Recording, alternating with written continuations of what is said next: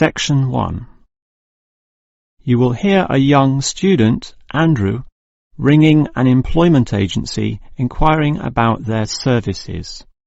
First, you have some time to look at questions 1 to 7.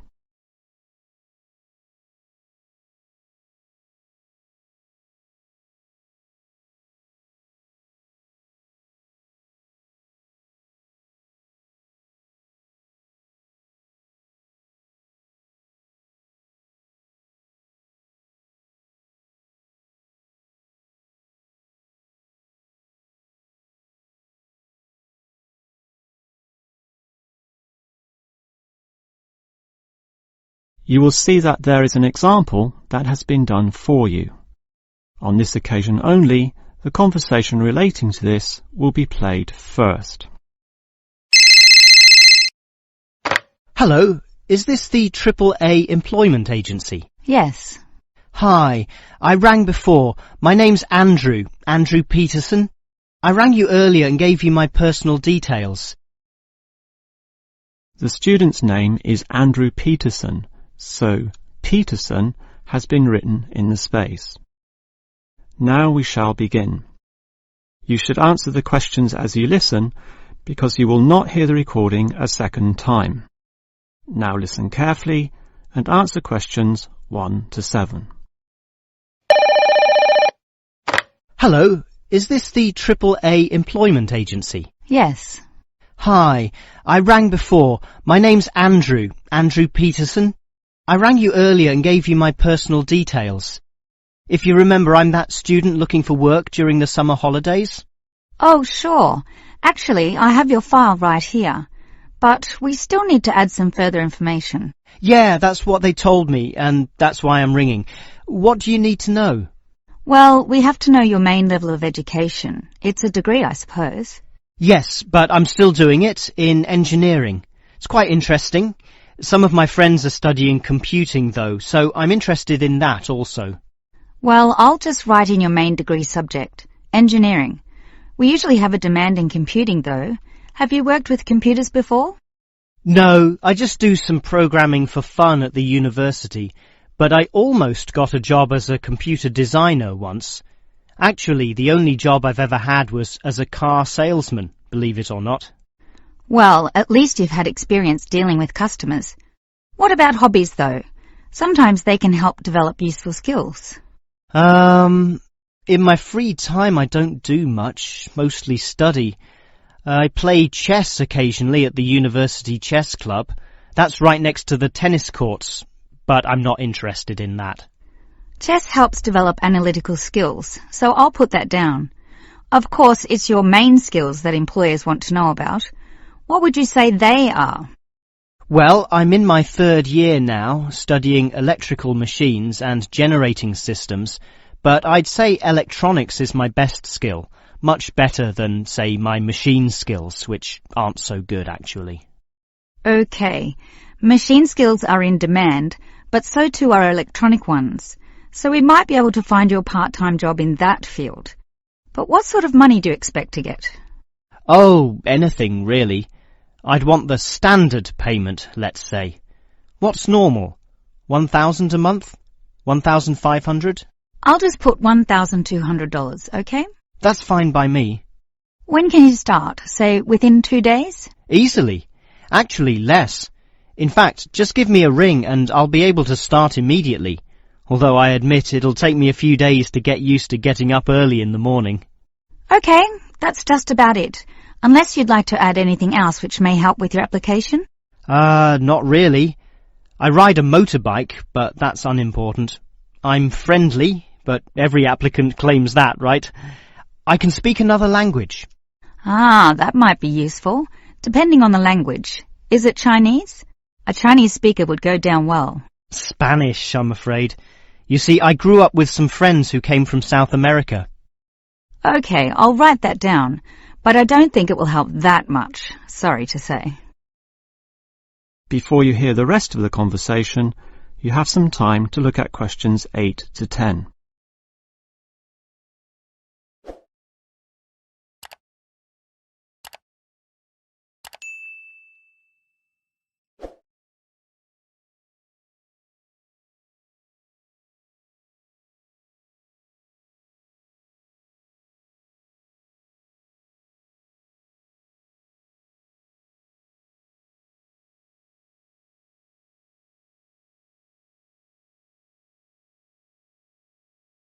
Now listen and answer questions 8 to 10. Well, thanks for your help, and hopefully I'll get a job soon. But can I just ask one more question? Sure. What basically are employers looking for when they interview someone? Oh, many things. Being hardworking, diligent, and focused on your job is good. But surprisingly, it often means you can't see the bigger picture or provide suggestions which help the company move forward. That requires thinking for yourself, outside the box, as they say, and being free of the standard ways of approaching tasks. Employers certainly value that. I guess experience must help, though. It depends. If it involved a routine job, one which didn't exercise your mind, it might not mean that much at all. But since companies are basically composed of people, it is important to be able to get along with others. There's no point in hiring someone whom the other employees don't like, right? That just causes problems. In fact, I would say that being friendly and approachable ranks far more highly than your academic qualifications. Okay, and that's all assessed at the interview, right? Yes, and your qualifications, experience, and approach to the job, such as whether you can do different things, work overtime, or do long hours, is needed. But those latter qualities are pretty much standard. What may be more important is based on the fact that things inevitably go wrong. Mistakes are made, and someone's got to fix them in a way that creates the least disturbance. People with demonstrated abilities to do this are certainly regarded highly. I see. That's very interesting. That is the end of section 1. You now have half a minute to check your answers.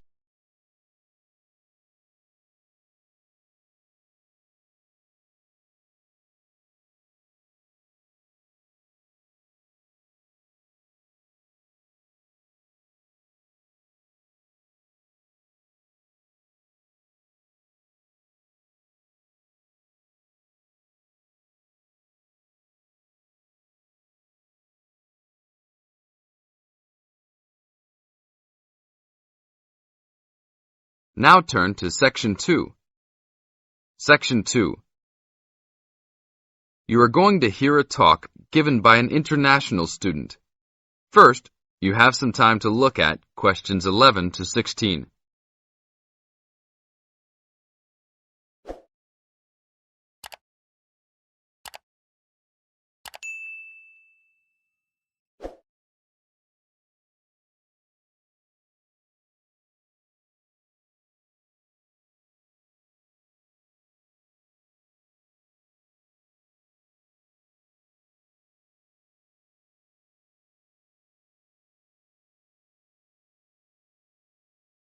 Now listen to the tape and answer the questions.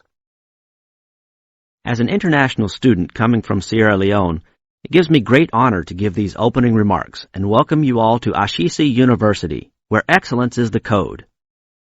I believe I speak on behalf of my fellow colleagues when I say we feel that we are the most fortunate and privileged university students in Ghana.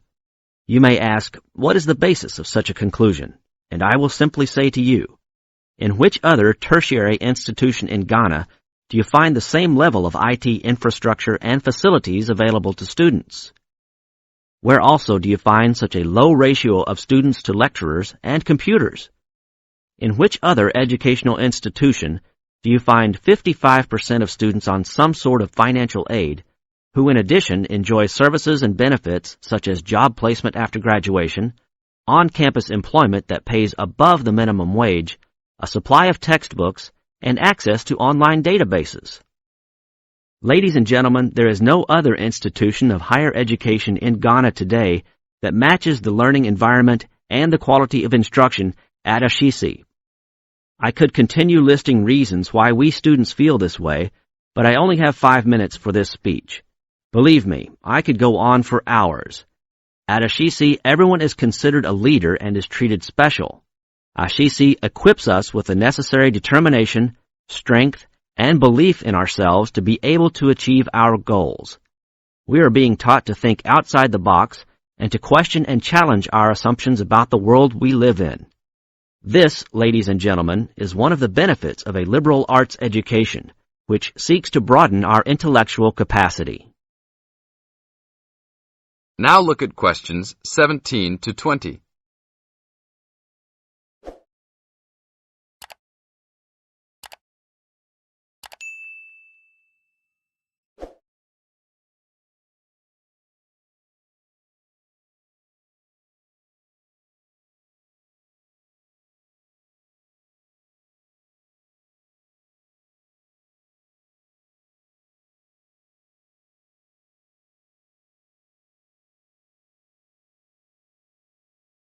As the talk continues, answer questions 17 to 20. At Ashisi, we are also exposed to real-life situations and learn how to deal with them through a practical and vigorous academic program, as well as various seminars in which prominent leaders in their professions are invited as guests to interact and share their knowledge and experiences. Some people, even some of you in this audience, may believe that tuition at Ashisi is too high, but I say to you that the students here are unanimous in saying it is worth it. Not because we all come from well-to-do families, but because when it comes to one's education, you need to aim at getting the best from the right place. One's education defines who you are and what your perception of life and society will become. Ashisi offers us a top-quality education which meets high international standards. This is due to the strong linkages the school has established with 3 of the very best schools in the United States, namely Swarthmore College, which is ranked as the best liberal arts school in the U.S., UC Berkeley, and the University of Washington. In addition, Ashisi has recruited an excellent faculty consisting of lecturers from various countries, including Ghana, the UK, and the United States. These lecturers are among the best in their respective academic fields. I believe this is the school's greatest asset, a strong and knowledgeable team dedicated to achieving successful results from their students and who also love their job.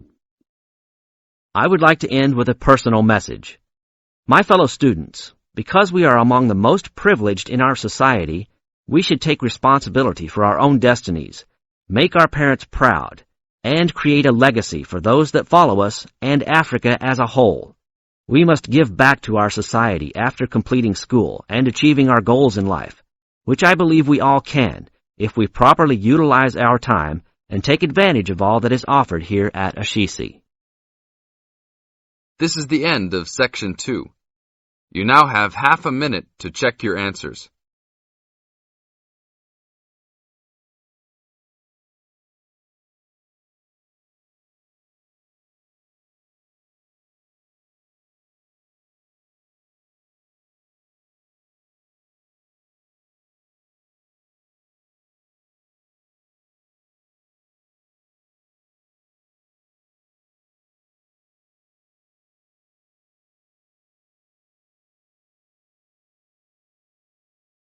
Now turn to Section 3. Section 3. You will hear 2 geography students talking. An older student, called Howard, is giving advice to a younger student, called Joanne, on writing her dissertation. First, you have some time to look at questions 21 to 24.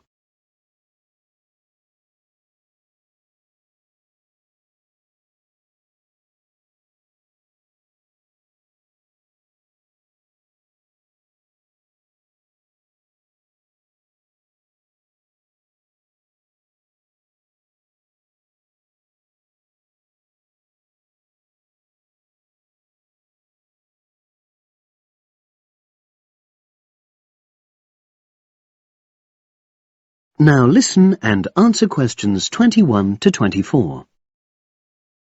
Hi, Howard. I haven't seen you for a while. Oh, hi, Joanne. Yeah, they're keeping us really busy on the postgraduate programme. But how are you? You'll be starting your dissertation soon, won't you? Yeah, tutorials start next week. I've got Dr. Peterson. You'll remember it all from last year, of course. It's not something you forget easily. Oh. But seriously, although I didn't expect to enjoy writing my dissertation, and in fact I didn't really find it much fun, I wouldn't have missed the experience. I found it really improved my understanding of the whole degree programme, from the first year on. Right. So, what are you doing yours on? Glaciated landscapes. Although I haven't decided exactly what aspect yet. I did mine on climate systems, so I can't help you much, I'm afraid. But you'll be fine once you start your tutorials. Dr. Peterson will help you focus. I know, and he'll set me deadlines for the different stages, which is what I need. My concern is that I've got tons of material on the topic, and I won't be able to stick to the word limit, you know. I remember I had different concerns when I was doing my dissertation. Last year. Yeah, before my first tutorial, I did a lot of fairly general reading because I hadn't fixed on my topic at that stage. I actually enjoyed that quite a lot and really improved my reading speed, you know, so I was getting through a lot of material. I was frightened I wouldn't remember it all, though, so I got into the habit of making very detailed notes. So, did you find your tutor helpful in getting you started? Yeah, we certainly had some interesting discussions, but it's funny, I saw a brilliant programme about climate change, and it was that really fired me up. It was talking about some recent research which seemed to contradict some of the articles I'd been reading. Now you have some time to look at questions 25 to 30.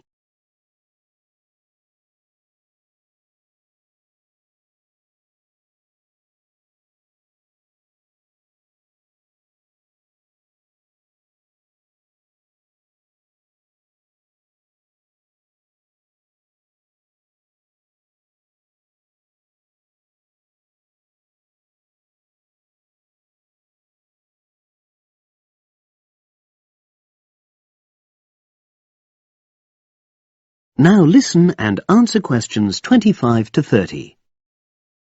So you say your tutorials start next week? Yeah. Well, the first month's crucial. You've got to meet your tutor and decide on your focus, but don't become too dependent on him. You know, don't see him every week, only when you want to check something. Right.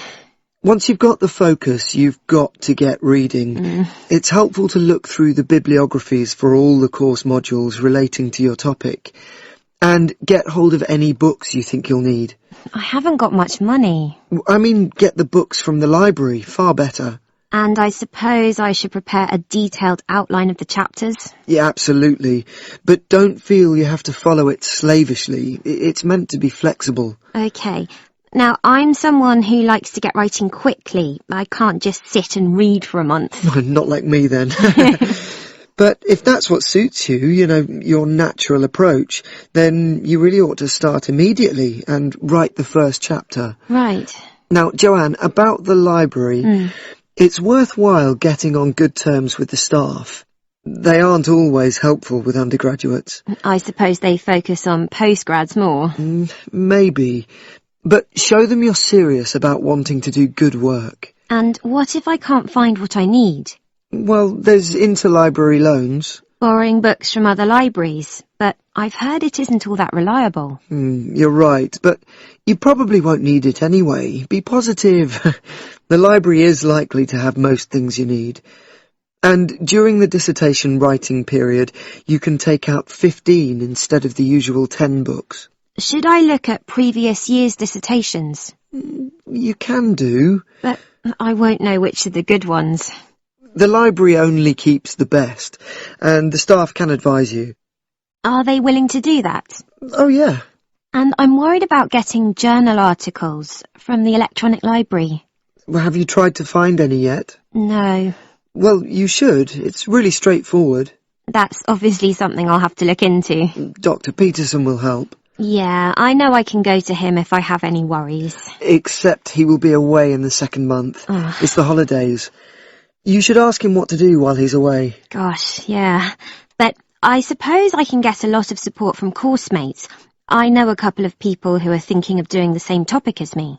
Take care. Collaboration can become dependency. I think you'd better see how that works out, what the people are like. You're probably right. About other reading, I suppose Dr. Peterson will recommend plenty of good articles to get me started. One thing I'd find out is what his attitude is to internet sources. Surely not in this day and age. I'd better get that sorted out right at the beginning. I would if I were you. And I've also got some questions about the research sections. How much time I should spend explaining the process? Well, I think that's up to you. You can see how it develops as you're writing. OK. It's the same with things like time management. That's something a tutor can't really help you with. I agree. So, is there anything else you need me to go over? That is the end of section 3. You now have half a minute to check your answers.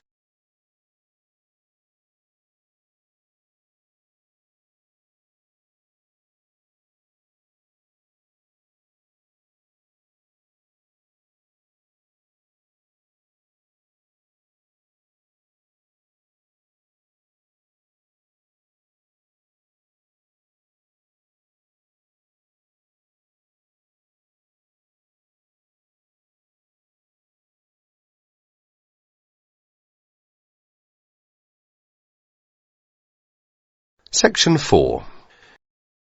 You're going to hear a short talk about the banks in Britain. As you listen, complete the statements by writing no more than 3 words in the spaces provided. Now you have some time to read questions 31 to 40 first.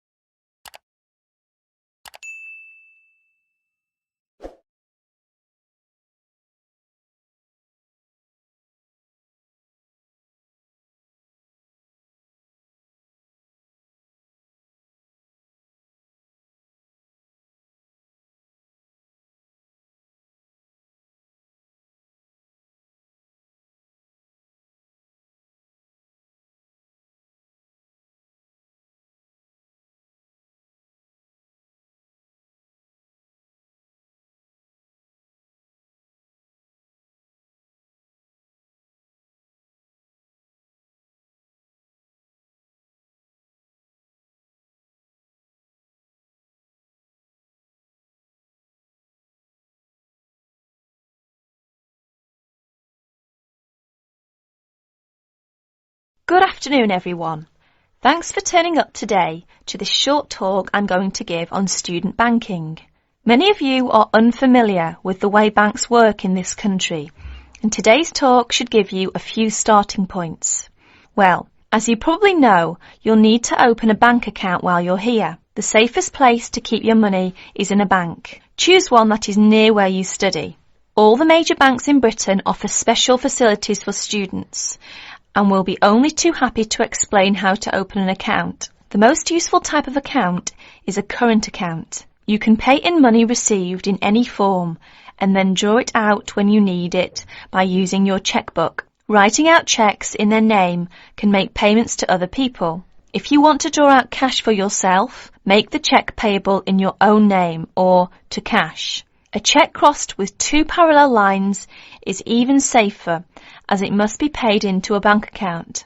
Payment by crossed check has the added advantage that when the person to whom you have given the check presents it at a bank, it will eventually come back to your bank and provide proof of payment. Most people now ask their bank to supply only ready crossed checks. Most banks don't make charges if you keep more than a certain amount of money in your account. However, you shouldn't overdraw on your account. Withdraw more money than you have in, without the bank's permission. If you borrow money from the bank, there will be an interest charge. You will also have to pay a small charge to convert foreign currency paid into your bank into sterling. If you have more money than you need for month-to-month expenses, it is a good idea to open a deposit account for some of it, where it can earn interest. This interest is taxable, but if your bank knows that you are not normally resident in Britain, then you do not pay tax on it. You can't pay by cheque on a deposit account, and to withdraw money, you should give the bank 7 days' notice, or you'll lose 7 days' interest. When you have established yourself as a satisfactory customer with the bank, they can issue you with a cheque card. This is really an identity card, which guarantees that correctly written cheques up to the value of £50 will be honoured by the bank. A cheque card can be very useful, as many shops and enterprises, particularly in London and the cities, will not accept a cheque unless a cheque guarantee card backs it. You can also use it with your chequebook to draw up to £50 cash from almost any bank in Britain. If you also ask for a Euro cheque card, this can be used in the same way to draw cash from most banks in Europe. Many banks provide dispensing machines, generally set in the wall of a bank outside, where you can draw cash when the bank is crowded or closed. Provided you are a satisfactory customer, the bank can issue you with a cash card, which allows you to draw up to £100 a day. That is the end of section 4. You will have half a minute to check your answers.